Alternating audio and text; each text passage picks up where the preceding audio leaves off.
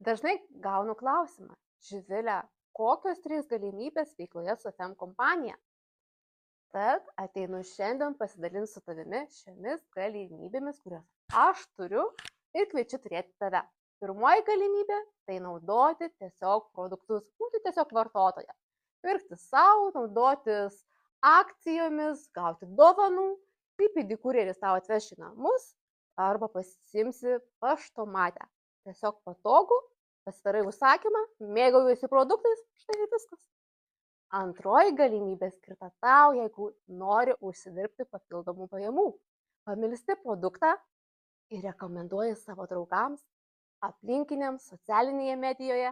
Ir štai tavo draugė nori įsigyti tavo pamiltą 900 aromatą.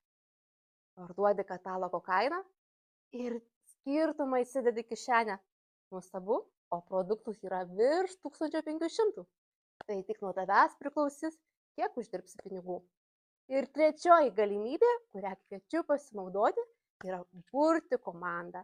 Ir nuo visos komandos pelno tu gausi komisinius, susikursi finansinį stabilumą.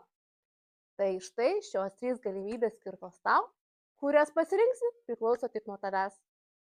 Laukiu tavo žinutės.